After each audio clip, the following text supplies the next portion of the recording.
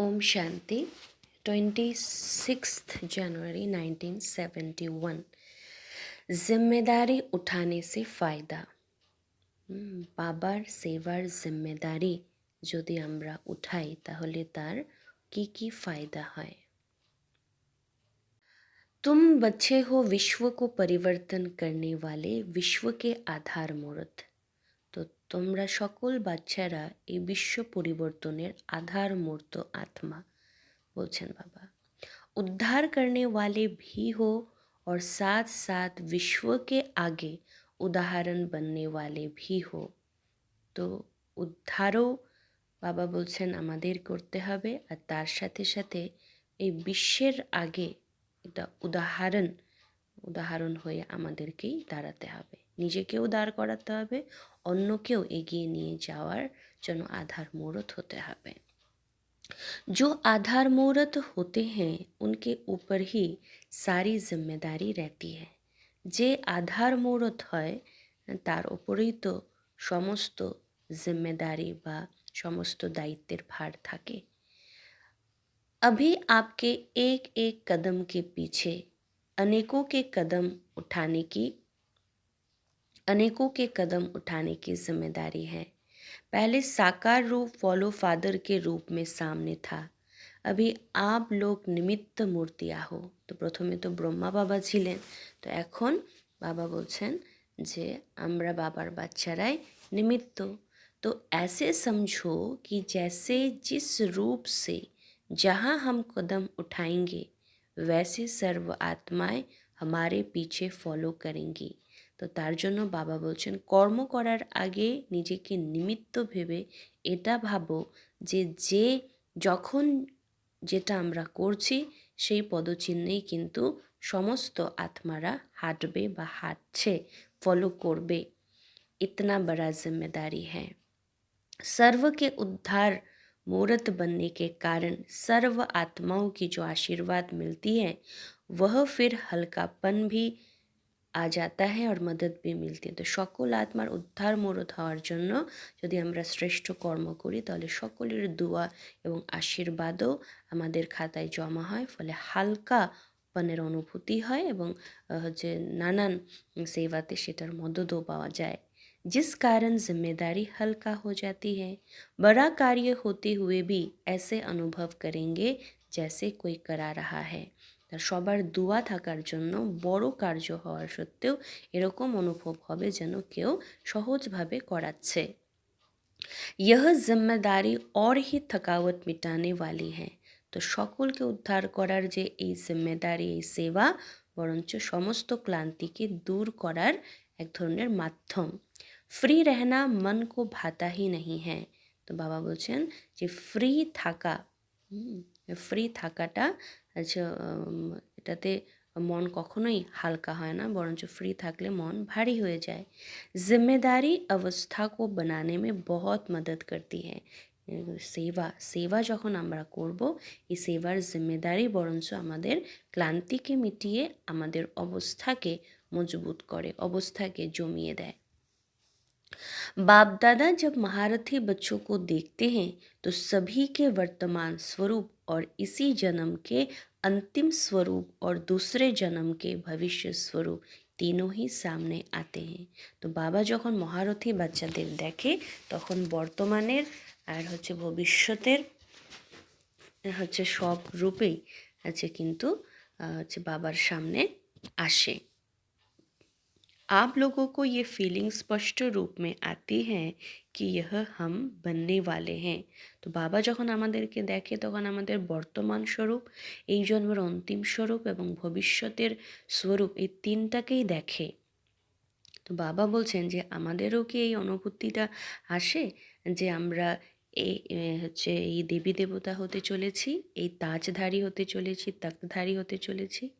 আগে চলিয়ে অনুভব করেंगे। তো বাবা বলছেন সময় এমন আসছে যে সবাই এই জিনিসটা অনুভব করবে। आप सभी ऐसे अनुभव करेंगे जैसे कि यह शरीर छोड़ा और यह तैयार है। তো এরকম আগে গিয়ে আমরা অনুভব করব যে এই শরীরটা জাস্ট ছাড়বো আর এটা হয়ে যাব। बुद्धि बल द्वारा इतना स्पष्ट अनुभव होगा। अभी दिन प्रतिदिन अपनी सर्विस से, अपने सहयोगीपन से और अपने संस्कारों को मिटाने की शक्ति से अपने अंतिम स्वरूप और भविष्य को जान जाएंगे। दिन प्रतिदिन সার্ভিসের দ্বারা নিজের সংস্কারকে, পুরনো সংস্কারকে মেটানোর জন্য আমাদের ভবিষ্যতের যে স্বরূপ সেটা আমাদের কাছেও স্পষ্ট হয়ে উঠতে থাকবে। पहले कहते थे ऐसा समय आएगा जो नज़दीक वाले और दूर वाले स्पष्ट दिखाई देंगे, लेकिन अब यह समय चल रहा है। जो दैवी परिवार की आत्माएं हैं वो समझ सकती है कि कौन कौन समीप रत्न है। जिनको जितना समीप आना है वह सरकमस्टेंसेस अनुसार भी इतना समीप आएंगे। जिनको कुछ दूर होना है सो सरकमस्टेंस भी बीच में निमित्त बन जाएंगे। जो चाहते हुए भी वो आ नहीं सकेंगे। তো বাবা বলছেন যে যে সমীপে থাকবে এরকম পরিস্থিতি তৈরি হয়ে যাবে যে ওই পরিস্থিতি তাকে আরও কাছে নিয়ে আসবে।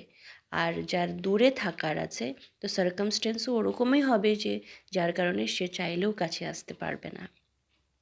ये सभी भविष्य का साक्षात्कार अभी प्रैक्टिकल सर्विस चल रही है।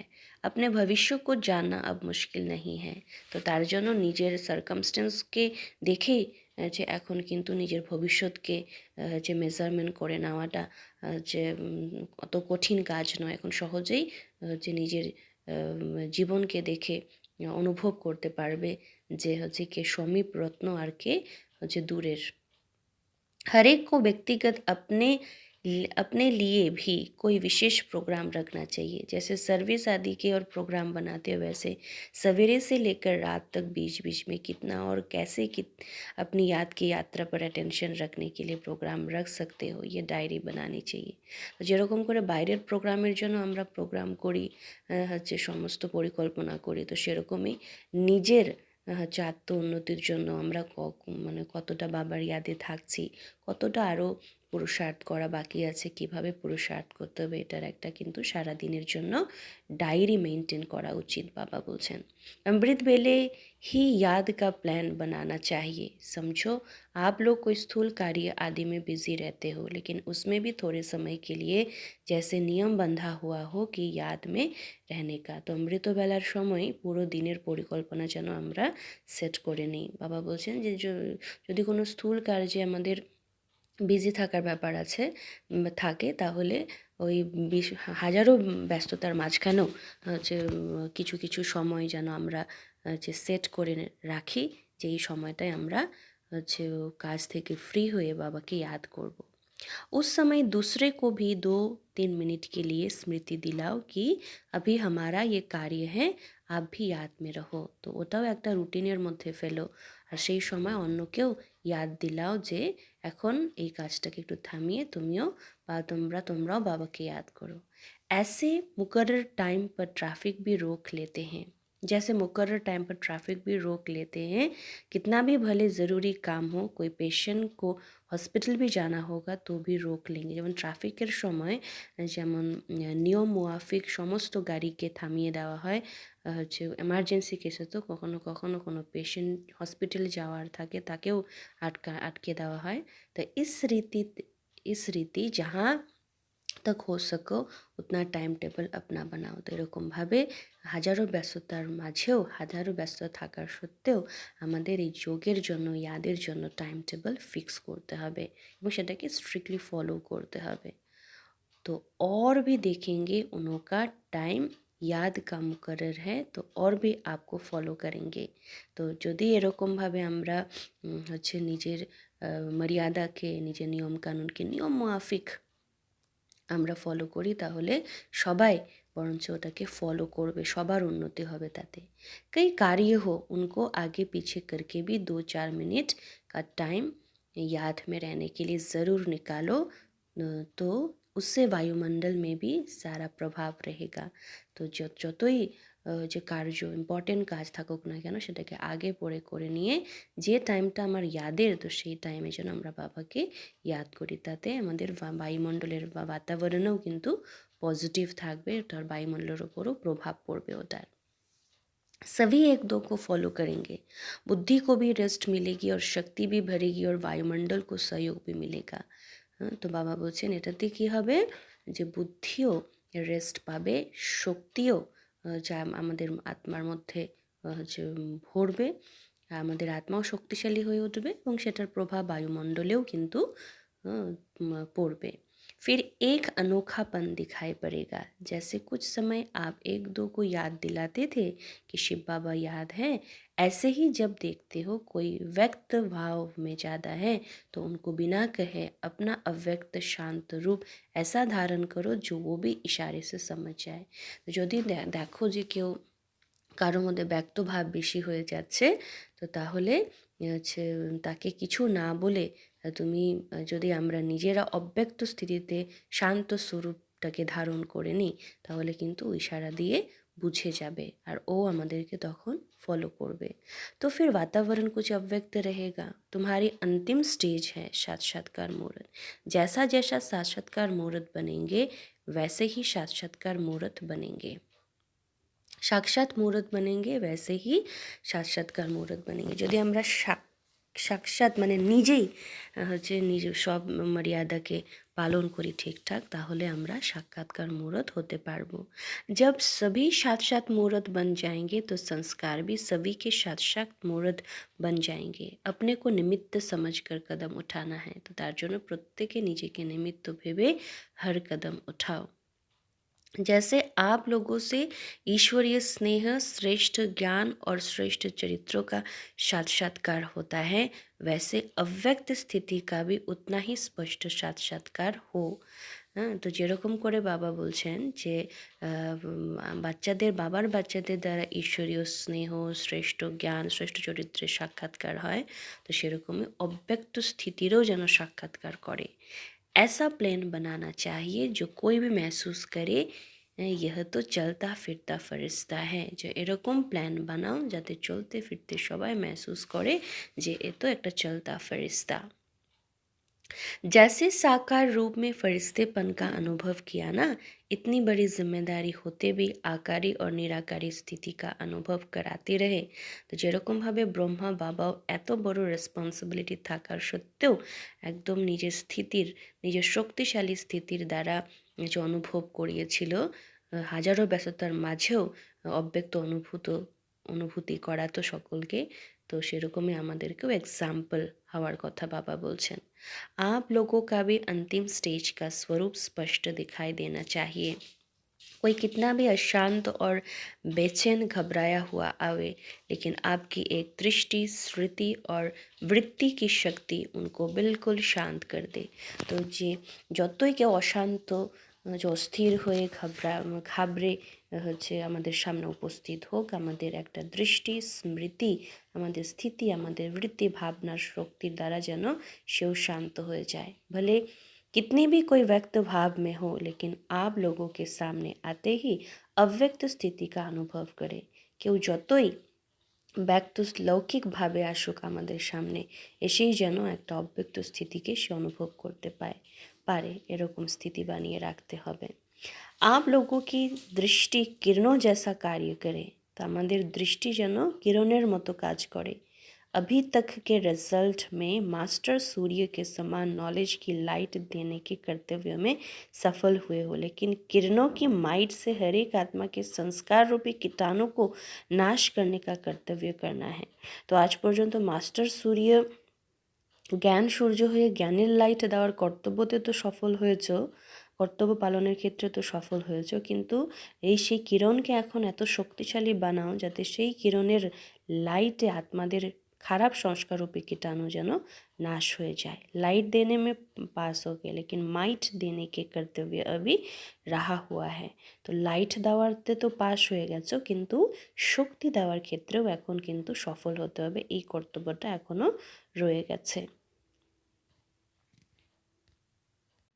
বাপ দাদা के पास 4 লিস্ট है। বাপ দাদার কাছে 4টে লিস্ট আছে বাচ্চাদের। এক, সার্ভিসেবল, যারা খুব সার্ভিস করে, 2 नंबर सेंसिबल समझदार, 3 नंबर सक्सेसफुल और 4 नंबर वैल्यूएबल। सक्सेसफुल भी सब नहीं होते, वैल्यूएबल भी सब नहीं होते। तो सक्सेसफुलও সবাই হয় না, ভ্যালুয়েবলও কিন্তু সবাই হয় না। कोई अपने गुणों से, चरित्र से वैल्यूएबल बन जाते हैं, लेकिन सर्विस के प्लानिंग में सक्सेस नहीं होते। कोई যে কেউ কেউ গুণ ধারণের ক্ষেত্রে নিজের চরিত্রকে হচ্ছে শ্রেষ্ঠভাবে চালনার ক্ষেত্রে হচ্ছে সফল হয়ে ভ্যালুয়েবল হয়ে যায়, কিন্তু সার্ভিসের প্ল্যানিং যে করাতে কিন্তু অনেকে সফলতা পায় না। हर एक अपने चार्ट को जान सकते हो, देखना है कि हमारा किस लिस्ट में नाम होगा। कोई कोई का चारों में ही नाम है, कोई का 2 में, कोई का 3 में। এই 4টার মধ্যে হচ্ছে কারো কারো 2টোর মধ্যে নাম আছে, কারো কারো 4টার মধ্যেই নাম আছে। তো নিজের নামটাকে চেক করো যে আমাদের নাম কোন লিস্টে আছে। वैल्यूएबल का मुख्य गुण यह होता है जो उसको स्वयं भी अपने समय की, संकल्प की और सर्विस की वैल्यू होती है। তো ভ্যালুয়েবলের মুখ্য যে গুণ এটাই হবে যে নিজের কাছেই তার নিজের সময়ের দাম সে রাখবে, নিজের সংকল্প, নিজের সার্ভিসের ভ্যালু তার নিজের কাছে থাকবে। इसलिए उनके संकल्प शब्द या उस द्वारा जो सर्विस होती है उसकी और भी वैल्यू रखते हैं, या ड्रामा अनुसार उनकी भी वैल्यू हो जाती है। तो নিজেই নিজের সংকল্পকে, নিজের সার্ভিসকে ভ্যালুয়েবল মনে করে বলে যে অন্যরাও কিন্তু তার সময়কে, যে সংকল্পকে, সার্ভিসকে ভ্যালু দেবে। सभी उनको वैल्यूएबल की दृष्टि से देखते हैं। सर्विसेबल फर्स्ट या सेंसिबल फर्स्ट है, दोनों की अपनी अपनी विशेषता है। सेंसिबल की प्लानिंग बुद्धि ज़्यादा होगी, लेकिन प्रैक्टिकल में लाने की विशेषता कम होती है। जो যারা সেন্সিবল বেশি ভালো নাকি সার্ভিসেবল বেশি ভালো, তো দুটোর মধ্যে কোনটা বেশি ভালো বাবা বলছেন যে সেন্সিবল কি বুদ্ধি, সেন্সিবল के প্ল্যানিং বুদ্ধি ज़्यादा होगी। যে সেন্সিবল তারা প্ল্যানিং খুব ভালো করবে, কিন্তু প্র্যাকটিক্যালি হচ্ছে সেটাকে রূপায়িত করার ক্ষেত্রে হচ্ছে একটু ওই ওই বিশেষতাটা কম থাকবে, বা ওই প্র্যাকটিক্যালি সেটাকে করার ক্ষেত্রে হচ্ছে তার একটা সামर्थ्यের অভাব কিন্তু তা থাকবে। और सर्विसेबल जो होता है वो प्लानिंग कम करता है, लेकिन प्रैक्टिकल में आने का काम उसका विशेष गुण होता है। तो সার্ভিসেবল যারা তারা প্ল্যানিং কম করে, কিন্তু প্র্যাকটিক্যালে তারা অনেক কিছু বেশি করে হচ্ছে ফেলতে পারে, এটা গুণ থাকে তাদের মধ্যে। कोई में सेंस भी होता है और कोई সার্ভিসেবল का गुण भी होता है। তো কারো কারোর মধ্যে দুটোই থাকে, সেন্সও থাকে আর হচ্ছে সার্ভিসও করে। এই স্থাপনা के कर्तव्य में दोनों ही आवश्यकता है। तो এই স্থাপনার কার্যে দুটো গুণেই কিন্তু দরকার। उनका संकल्प प्लान जो चलता है उससे भविष्य बनता है। এরকম সার্ভিসেবল, সেন্সিবল বাচ্চাদের সংকল্প প্ল্যানের দ্বারাই কিন্তু ভবিষ্যতের স্থাপনা নির্ভর করছে। उनका कर्म से बनता है, अधिक प्रभाव उसका रहता है, और सफलता मुहूर्त का फिर अव्यक्त स्थिति के आधार पर परिणाम निकलता है। আর সফলতা মুহূর্ত আত্মাদের অব্যক্ত স্থিতির যে আধারে ওদের হচ্ছে পরিণামটা বের হয়। कोई का प्लान भी चलता है, प्रैक्टिकल भी चलता है, लेकिन सफलता कम होती है। सर्विसेबल हो सकते हैं, लेकिन सफलता मुहूर्त सभी नहीं हो सकते। সবাই সার্ভিসেবল হয় ঠিকই, কিন্তু সফলতার মুহূর্ত কিন্তু সবাই হতে পারে না। এটার জন্য সফলতা মুহূর্ত হওয়ার জন্য অব্যক্ত স্থিতির দরকার। कोई को ड्रामा अनुसार जैसे सफलता का वरदान प्राप्त हुआ है, उन्हों को मेहनत कम करनी पड़ती है, सहज ही सफलता मिल जाती है। ये ड्रामा का हर एक का अपना পার্ট আর অনেকের ক্ষেত্রে ড্রামাই এরকম যে হচ্ছে সে সফলতার বরদান যেন সে প্রাপ্ত করে আছে, এরকম খুব কম মেহনতেও অনেক সফল হয়ে যায়। टीचर्स तो है ही टीचर्स को सदैव ये स्मृति में रहना चाहिए कि टीचर बनने से पहले स्टूडेंट हूँ। तो टीचरদের সবসময় এটা মনে রাখতে হবে যে टीचर হওয়ার সাথে সাথে প্রথমে কিন্তু একজন স্টুডেন্ট। সে স্টুডেন্ট স্মৃতি সে স্টাডি याद रहेगा। স্টুডেন্ট মনে থাকলে स्टडी করতে হবে যে এটা মনে থাকবে। जब स्वयं स्टडी करेंगे तो औरों को स्टडी कराएंगे। स्टूडेंट लाइफ ना होने के कारण औरों को स्टूडेंट नहीं बना सकेंगे। स्टूडेंट लाइफ ना থাকলে অন্যদেরকেও স্টুডেন্ট বানাতে পারবে না। वातावरण को बदलने के लिए अपने को सदैव ये समझना चाहिए कि मैं मास्टर सूर्य हूँ। তো वातावरणকে বদলানোর জন্য সবসময় এটা ভাবতে হবে বা বুঝতে হবে যে আমি মাস্টার জ্ঞান सूर्य। सूर्य का कर्तव्य क्या होता है? एक तो रोशनी देना, दूसरा किचरा को ख़त्म करना। তো মাস্টার সূর্য যদি ভাবি তাহলে সূর্যের কর্তব্যটা কি? দুটো কর্তব্যটা হচ্ছে আলো দেয় আর দুটো হলো किचरा मिटाए, कीटाणुদের नाश करे। तो সেরকমই सदैव समझना चाहिए कि मेरे चलन रूपी किरणों से ये दोनों कर्तव्य हो। তো সবসময় যেন অ্যাটেনশন থাকে যে আমার চলনরূপী কিরণের দ্বারা হচ্ছে যাতে অন্যরা শ্রেষ্ঠ পথেরও সে সন্ধান পায়, আর আমার শ্রেষ্ঠরূপী চলনের দ্বারা মানুষের যে খারাপ চলন যেন বন্ধ হয়ে যায়। सर्व आत्माओं को रोशनी भी मिले, किचरा भी ख़त्म हो। मानो रोशनी मिलते किचरा ख़त्म ना हो তো समझो मेरे কিরণों में পাওয়ার নেই। তো যদি রশনি পাচ্ছে কিন্তু যদি কিচরা তাদের সে খারাপ মানে নাশ না হয় তাহলে এটা ভাবতে হবে যে আমাদের কিরণের মধ্যে পাওয়ার নেই। जैसे धूप तेज नहीं है तो कीटाणु खत्म नहीं होगा। तो मेरे में पावर कम तो ज्ञान रोशनी तो देगा परंतु पुराने संस्कार रूपी कीटाणु को खत्म नहीं कर सकेगा।